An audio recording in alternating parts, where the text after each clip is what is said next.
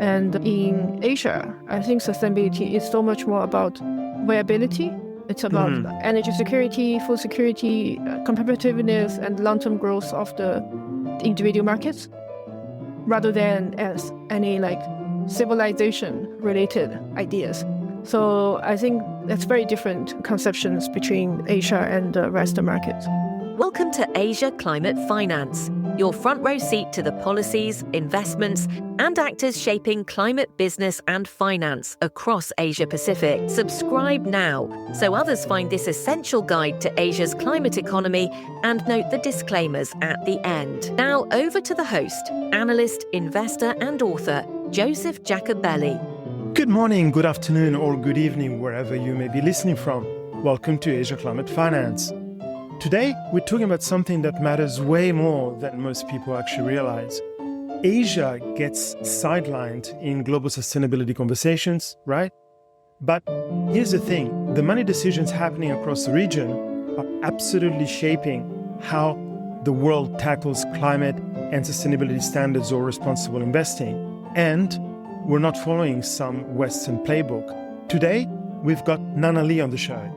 She made the jump from finance into becoming an expert in stewardship and engagement. And she's just written this really brilliant handbook on navigating sustainability across Asia. We're tackling the myth that sustainability frameworks are just some Western trend that doesn't fit here. It doesn't. And that's actually the interesting bit. We're getting into how cultural concepts like guanxi and face saving completely reshape sustainability negotiations in Greater China. Then there's Japan. Japan's demographic crisis forcing companies to get generally creative with automation. And we clear up this whole confusion between ESG and impact investing with a way that actually makes sense. The real story here, Asia isn't importing Western politics, it's carving out its own pragmatic path. And that's where the real opportunity sits, if you know where to look. Anyway, I believe you will get a great deal out of the chat. As always, if you've got thoughts or questions, please just ping us on the email at the top of the show notes. Enjoy the show. Hi, Nana. How are you today? I'm good, thank you. Great. Well, where am I finding you now? Whereabouts are you? Well, I'm in China at the moment. Oh, great. Yeah, I know you travel quite a bit. Thank you so much for making the time for the Asia Climate Finance podcast. We're really, really happy to have you. Thanks for having me. So just to kick off, I'd love to hear a little bit maybe about your own personal journey, Nana. What was it that first sparked your interest in sustainability, and how did you find yourself right at the heart of climate business and climate finance? Yeah, so I was a straight finance student. I studied finance in my undergraduate and postgraduate, and I never thought I was going to do sustainability-related work. But then when I started looking for a job, my first job was to do research analyst for a governance-related research house. So that's where I started to have a little bit interactions with sustainability world. Then I was in that role for about 10 years and I had a very close observation of how different capital markets work in Asia. And then I joined Impacts 4 years ago. So I moved into a broader sustainability world through stewardship, engagement, and policy work. During the process, I realized there is actually a lot between the global frameworks and how we do things in Asia for the capital markets as well as for the corporates. So I think I had this realization that capital allocation decisions in Asia would actually shape how global sustainability works. And I decided to do something, try to fix that gap. Well, that's great because, as we discussed before, it is a subject very, very close to my heart. And I think a lot of global conversations on sustainability actually kind of forget about Asia, or at least make Asia less important than other continents. So, a couple of things I wanted to say before I get into the core conversation. One is that today you are only representing yourself. You're here on a personal basis and you're not representing your company. And the second thing I wanted to say, which is probably the most important thing, is about your book. So first, can you tell us a little bit about the book, which literally just came out on the 8th of April? So just a little bit of background on how you got the idea for the book. Yeah, sure. Thank you so much. So yeah, the book just came out on the 8th of April. And it was a project in the making for the last 3 years. And I was lucky enough to be found by this publisher in New York called Business Expert Press. The idea is to make a handbook-ish book for people who don't really know too much about Asia or sustainability or the combination of it, to give them like a manual to look at to get some understanding about the region. So I thought that was something I was able to do. And I think it's also something that's lacking in the market. So 3.5 years ago, we had this agreement, and I basically started writing 1 year later, and kept writing for about next 2 years. Then come to this point. Oh, that's great. From our personal perspective, I think it's actually, it sounds easier than it actually is, because the situation in Asia differs greatly from places like Japan to China to other places. So it is quite a complex topic, more complex than meets the eye. So the book, which will have a link in the show notes, is called Navigating Sustainability in Asia, a practical guide for leaders and investors. So if I can get into some questions regarding some of the topics in the book, and I mean, again, the book is very rich with information, so I'm only going to cut it down to 5 or 6 areas. So in the book, you mentioned that some folks still see ESG as a bit of a Western trend that doesn't quite fit the Asian context. Why do you think that myth is so persistent, that perception is so persistent, and how do you talk around those skeptics who worry that focusing on sustainability means leaving money on the table? So that's 2 questions. One is some of the fallacies, I think, around the sustainability topics in Asia. As we know, the frameworks are mostly originated in EU, and it's widely held in EU and US markets, mostly written in English at the beginning. And the markets in EU and the US have very different political narratives compared to Asia.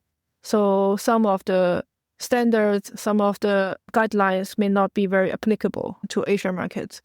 I think it's also, in terms of sustainability, coming from the origin that actually in Asia, the focus has always been very much on economic and strategic, in my view. It's much less about ideological that people like to think. So it's all some of the topics that people would be most interesting in Asia. By people, I mean the state or the regional governments or regulators, is like security, energy security, industrial policy, or their competitiveness against other markets. So those are the main drivers why they developed this in the first place. And I think it's, for most parts of it, I think there's very different incentives from the government compared to some of the Western markets. And the second question about leaving money on the table. Yeah, I think it's a very long-standing misconception around sustainability. It's not mostly people think about it's about doing good and there will be some sacrifice on the return. But from my perspective, it's always about pricing risks and managing your risks and find opportunities from this trend, from this transition. And in Asia, I think sustainability is so much more about viability. It's about energy security, food security, competitiveness, and long-term growth of the individual markets, rather than as any like civilization-related ideas. So I think that's very different conceptions between Asia and the Western markets. Got it. Yeah, I 100% agree. When we look at China, and maybe we can talk a little bit about China plus kind of the other territories, including Taiwan, Hong Kong, and Macau. You talk a lot about the importance of guanxi or deep personal relationships. For a professional moving into that market, to the China market, how does that culture focus on trust and face saving actually change the way sustainability goals are negotiated compared to what we might see in Europe or the US? Yeah, I think by guanxi, I mostly mean like trust, credibility, and long-term relationships.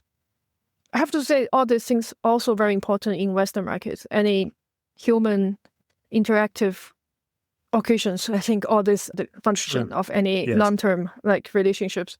It's just about how you develop to that point. So I think in the book I mentioned a little bit about leadership difference and communication style difference. So in the Western approach, it is sometimes more direct and confrontational. The market is, relatively speaking, mature. So people are used to taking business to just talk about business. However, in some parts of Asia, for example, China, people prefer a more indirect approach and maybe more interactive, more relationship-based. The idea of like face saving is a very conservative way of communicating things. So you have to understand how, I think the goal is the same, but it's just how you develop to that point. So you have to understand what's the best way works in this particular market. So, which I think what's implication for practice is that, for example, engagement is going to take you longer. So you have to be more patient. When you have a goal, you have to understand it doesn't move. It doesn't even move like bit by bit sometimes. Sometimes it doesn't move for some time, and you have to accept that and keep pushing. And the other thing is progress may be less visible, but it's still real. It's maybe not so much on the table, but you will be able to see it if you're making it work privately. So I think, for example, in China, I think how you engage can matter just as much as what you ask for.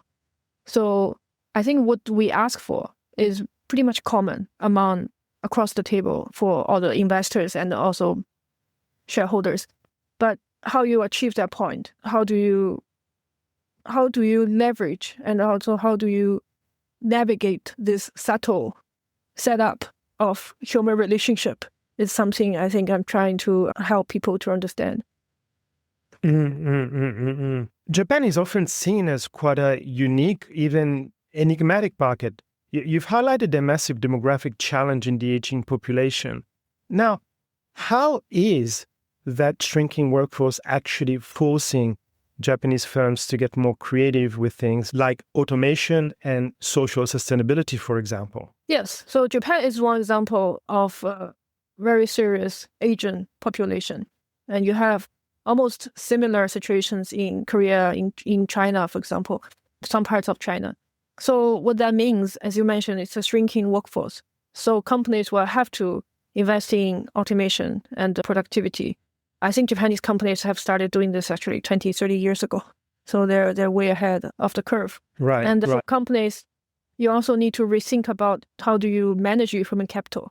And I think this whole situation with the aging population is actually forcing the government and also companies to redesign how they count as productivity. So for example, some companies starting to use elder workers. They keep pushing the retirement age for some markets. And the other one is also hire more women because they were not very actively participated in all the full-time roles and senior roles in the past, which is still not. But you have to start using them because otherwise you don't have anyone else left to hire. Right. So I think to some extent, I think in Japan, the social sustainability is not all bad for the current workforce. It's actually just how do you value the current population and make the best use of them. And for women and for also some minority groups, I think it's actually good news that the companies and the governments are now forcing to consider them as a productive workforce. So moving on to a slightly different topic, we've seen a fair bit of, let's call it, political pushback against ESG in the US recently. Do you reckon that's going to ripple across to Asia? Or is the region essentially carving out its own path, regardless of what's happening in Washington? I think, first of all, the pushback in the States has happened almost 2 years from now. And I think any effect it would have had on Asia or the industry should have already happened. And from my observation, at least, the debate in the US is very politicized. It is almost as soon as the current administration was in place and the whole trend changed. So that kind of politicized debate is not anywhere in Asia at the moment, at least. As I mentioned before, so Asia is always more pragmatic and more state-influenced. So this whole sustainability trend, which started from the idea of green finance or green transition, was very government-driven, top-down at the beginning. And they just kept going on with this. So I think the likely outcome is Asia is continuing its own path on the transition with the industrial policy and also enhancing competitiveness. Competitiveness is a relative idea. So given all the geopolitics and also all the things other markets are doing, government can have a different idea of how do you develop that. But I think the bottom line is Asia is going to have its own path. And it is less likely to import the politics of the ESG from the US and more focus on the economics of the transition. Right. I guess I can add 2 points. I'm not sure if you agree. One is that, one is agreeing with your point that actually it's not, everybody talks about when Trump was elected and the start of his administration in January 2025. But actually, during the last 2 years of the Biden administration, we already saw quite a lot of pushback against ESG and some of the kind of companies and financial institutions in the US pulling out some of their KPIs or at least downgrading some of their KPIs. And the other thing, I think, the point that I make in my new book as well, which is the economics is really taking over call it the idealism or the policy kind of agenda. At the end of the day, if it makes economic sense, why not do it? So I think that's one point which a lot of people are kind of missing. Talking about something a little bit more practical and kind of like the economic drivers, you use a great analogy about buying a hybrid car versus planting trees to explain the difference between ESG and impact investing.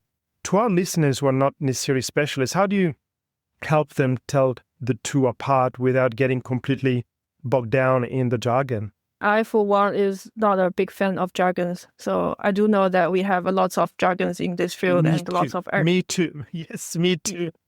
Yeah, and lots of acronyms. But it is easier for you to talk to other people, but it's so many. So sometimes it's very confusing. I always try to explain things as simple as possible to other people. So yeah, that's one analogy I used. I think there is a little bit confusion around what is ESG investment, what is impact investing. To this point, I think still a lot of people don't really know the difference and don't really know why they use them interchangeably, I think. Right. So I think one of the things is that ESG, for my understanding, is more about managing risks and improving your investment performance. So in terms of the analogy, if you are talking about buying a car, it's possibly that you're buying a more efficient car. Either it is fuel or electronic. Impact investing is very different from the beginning. You are trying to create measurable outcomes. So it's less about returns. It's more about the outcome. The impact outcome is your return. Is the KPI. So it's very different measurements. And like planting trees is one example. I think why people are confusing is because sometimes for example, you're buying an electronic car because you want a more efficient car. But some people would buy EV because you want to make good environmental outcomes. Right. So you're doing the same thing, but the incentives are very different. But end of the day, because your incentives are different, so the measurement you will be using to measure your success is going to be very different. So that's where you can tell if this is a like ESG integrated investment or impact investing.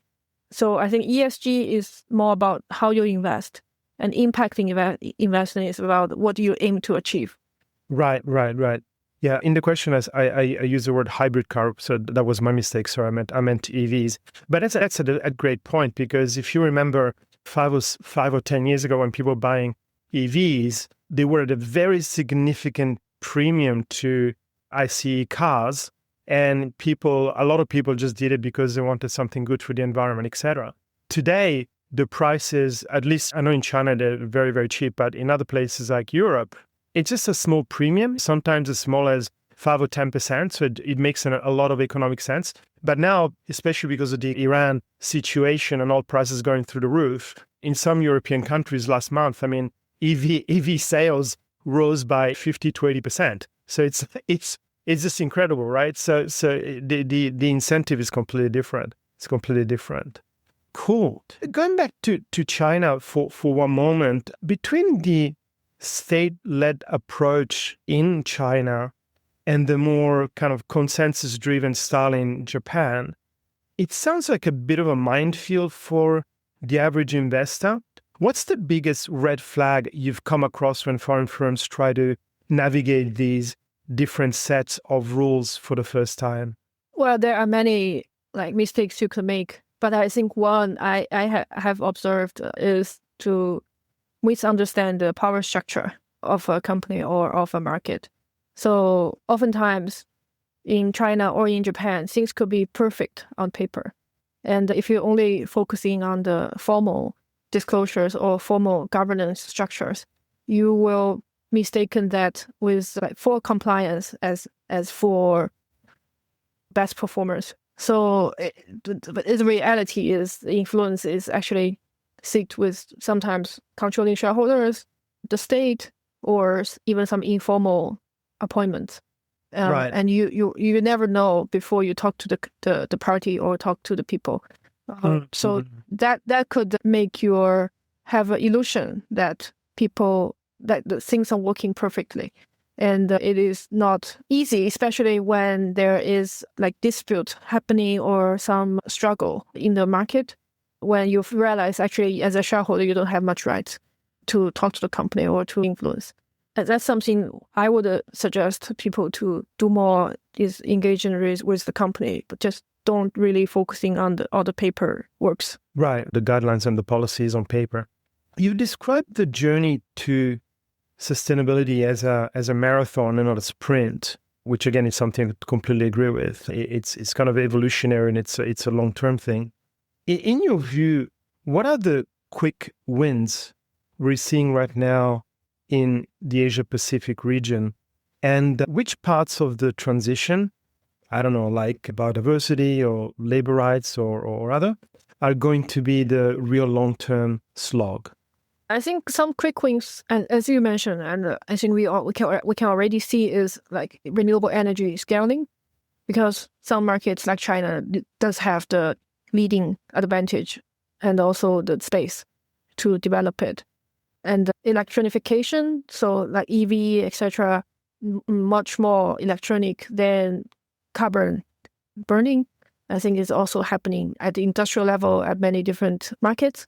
And also the operational efficiency improvements is also something, it's also happening actually since maybe 10, 15 years ago. So these are already happened, and it's ongoing trend, I think, with the previous wings. Some long-term challenges, I would say, are like biodiversity, supply chains, which has very big disrupt during the COVID period. And also during the last few years around the geopolitical changes, a lot redesign and restructuring is still happening, I think, for many different firms. And also labor rights, labor standards is also something that we have only just started to look at. So I think this is going to take longer. And I think it's also because it's much easier to measure carbon emissions than social or nature-related movements. And also carbon is where I think Asia is making the fastest progress. Nature and social issues are where the real complexity lies. Right. And again, what I tell people always is don't look at being a financial analyst.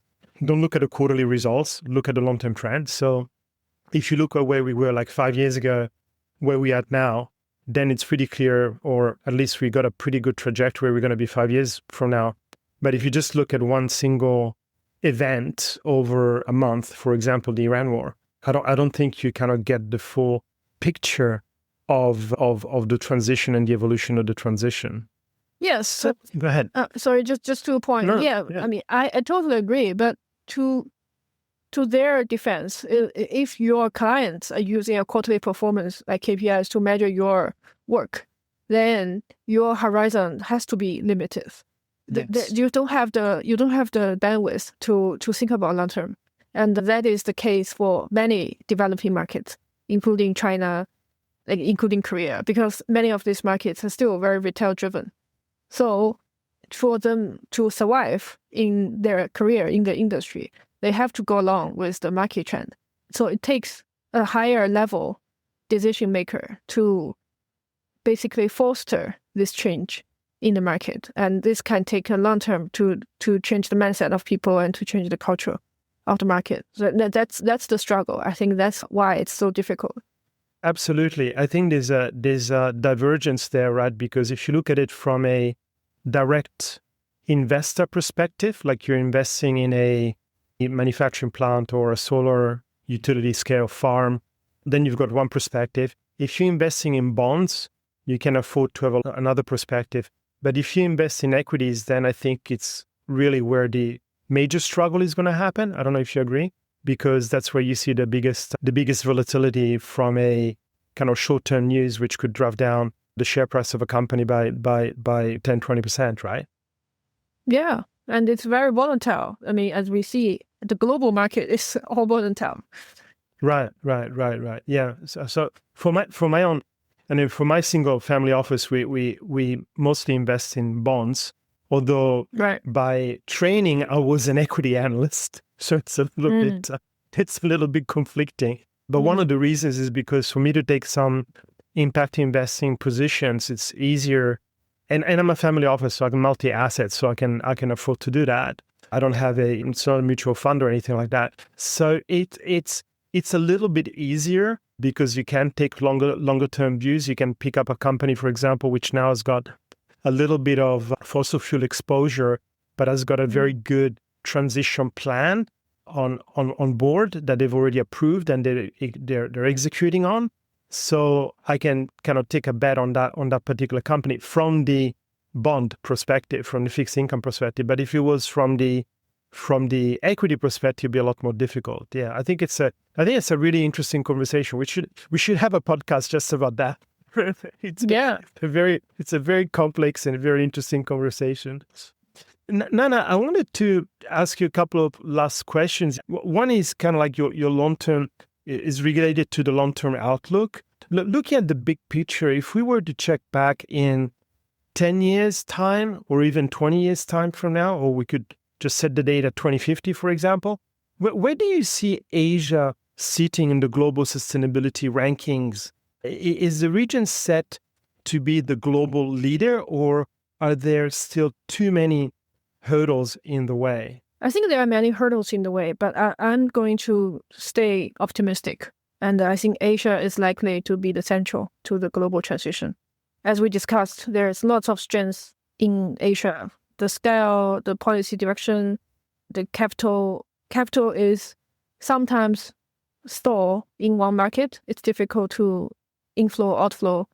But because some of the capital are state-owned, so they're also more patient and also more fixed. And there's also challenges, as we mentioned, about the governance issues, diversity issues, and also uneven progress among different markets. So I think one of the key points I made in the book was Asia is not going to be a single story. It is going to be the most important region, but with different paces for different markets. All these markets together, I think, is going to shape the global sustainability outcomes. But if you want to be very specific, you have to understand different markets on its own trajectory. No, that's I absolutely agree. When I was in Hong Kong, I had a had a few talks, book pre-launch talks. And I guess the hardest question I got was, if I were to pick a few countries which I think are going to be moving more quickly than others on the transition fronts, which one would I pick outside the developed economies, Singapore, Japan, etc.? And I found that question is particularly difficult, given that, as you pointed out, you've got countries moving at very different paces. If you look at what the Philippines and Vietnam are doing, for example, relative to Indonesia, that's three completely different sets of speeds, right? Yeah. So one kind of final question, which is the light question, or the easiest question, is are there any particular works, whether it's books, films, research, or even podcasts, that you think people should read, watch, or pay attention to right now?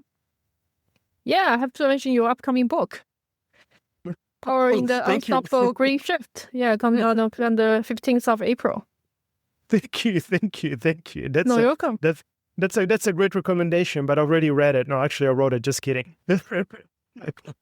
No, I'm going to. Yeah, I will look forward to reading it. That's great. And do you have any other kind of books, films, research, or books or podcasts that you would recommend to listeners? Yeah, I think now, now we're actually in a very good position to think about what to read. I started this about 15 years ago.